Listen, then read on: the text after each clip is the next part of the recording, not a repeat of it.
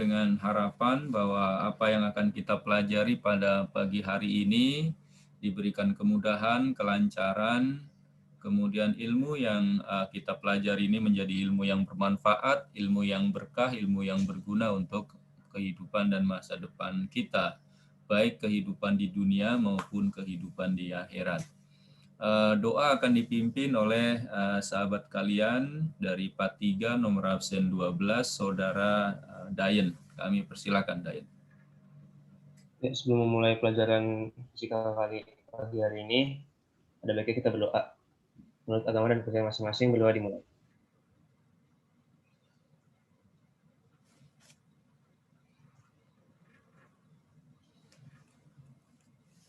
Berdoa selesai.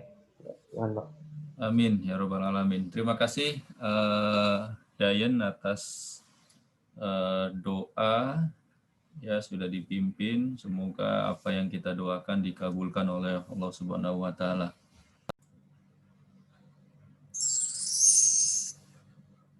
Ya, saya ulangi lagi. Jadi apa sih yang membedakan antara medan magnet dengan induksi elektromagnetik? Nah, induksi elektromagnetik itu tidak lain adalah gejala timbulnya arus listrik pada suatu penghantar karena pengaruh medan magnet yang berubah-ubah.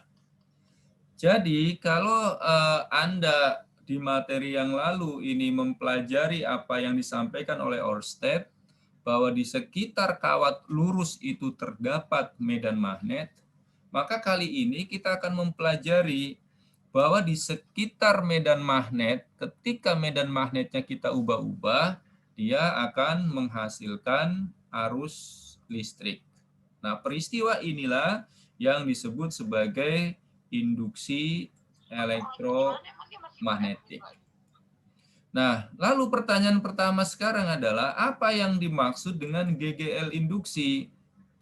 GGL induksi itu tidak lain adalah gaya gerak listrik induksi, ya, di mana gaya gerak listrik induksi ini menyebabkan terjadinya perubahan flux. Nah, tentu Anda sudah belajar tentang apa yang dimaksud dengan flux, ya kan? Di mana yang namanya flux itu tidak lain adalah garis-garis medan magnet yang menembus bidang secara tegak lurus. Nah, saudara-saudara sekalian, ketika flux magnetik ini mengenai suatu penghantar, maka akan timbul gaya gerak listrik nih. Gaya gerak listrik yang timbul pada ujung-ujung penghantar karena perubahan medan magnet inilah yang disebut sebagai GGL induksi atau gaya gerak listrik induksi, atau kita kenal juga dengan nama tegangan listrik induksi, satuannya dalam volt.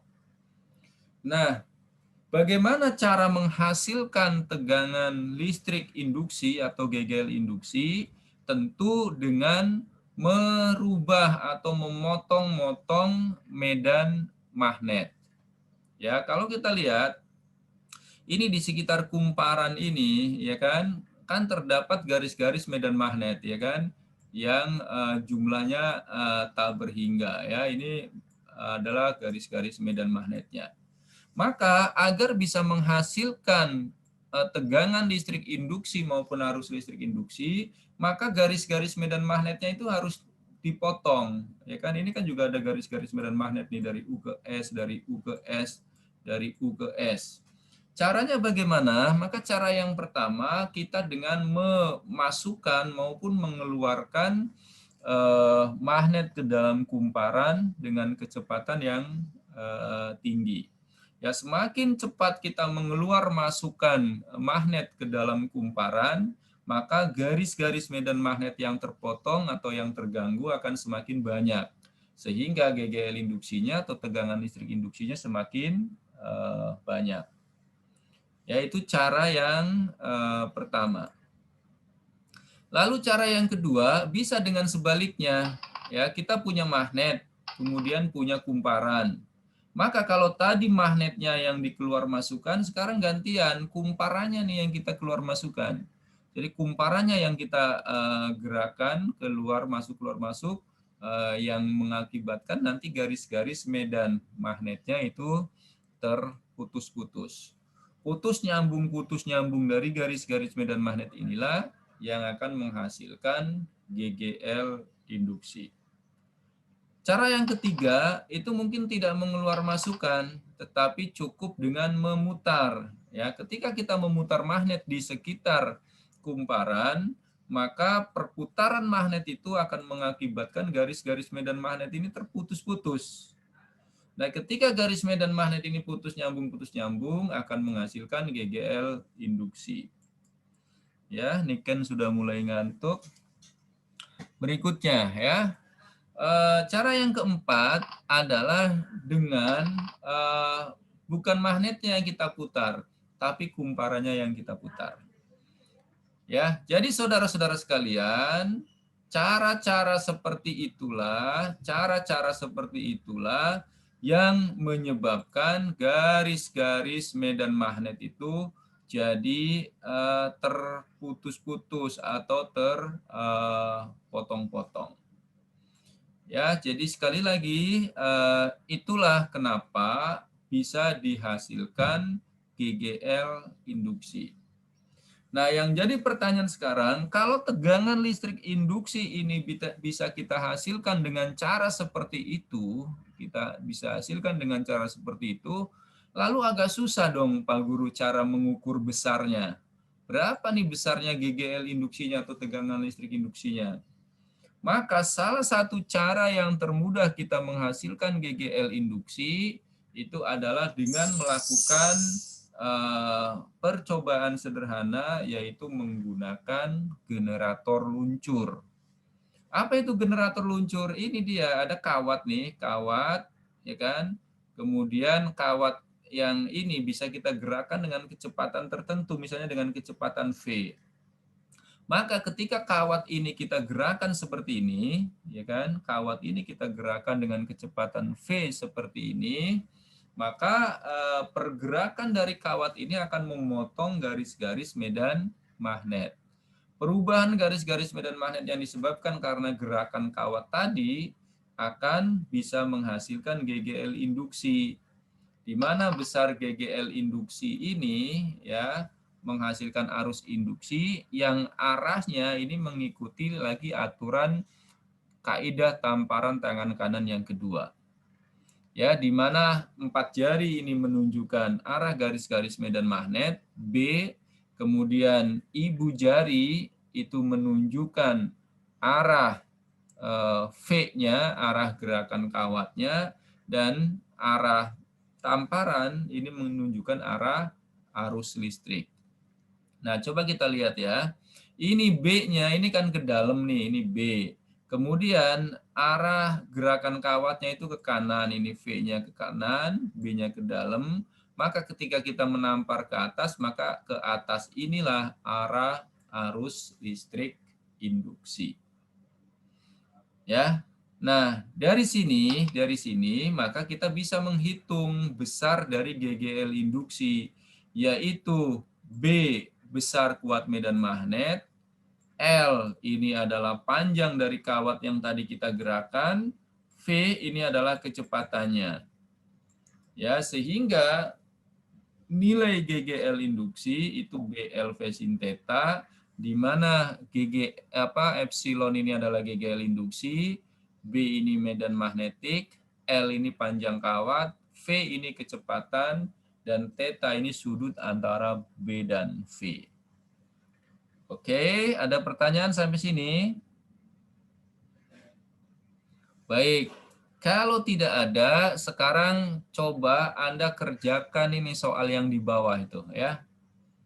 Ada satu soal, silakan Anda kerjakan. Saya akan coba tunjuk nanti salah satu di antara kalian. Ya, silakan. Ya, kawat AB panjangnya 1,5 meter, berarti ini L, ya kan? Ditaruh dalam medan magnet. Medan magnetnya berarti ini B. Ternyata di ujung-ujung kawat timbul beda potensial. Apa beda potensial ini? Beda potensial ini adalah GGL. Ya, dengan potensial A lebih tinggi daripada potensial B. Apa itu artinya kalau potensial A lebih tinggi dari potensial B? Berarti arah arus listriknya kemana nih Jonathan? Dari A ke B atau dari B ke A?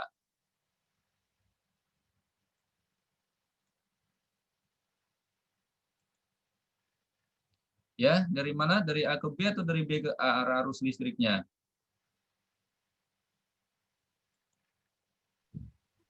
A ke B. Dari A ke B. Kenapa? Karena potensial listriknya A lebih gede dari B kan? Berarti arus listriknya ini ke bawah nih, ini I-nya.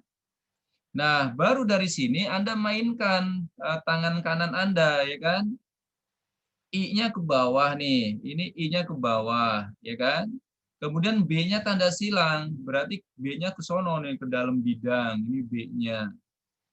Nah, kalau I-nya ke bawah, kemudian B-nya ke dalam bidang, maka mainkan tuh I-nya kan ke bawah, B-nya ke dalam bidang, maka jempol kita menunjukkan kemana?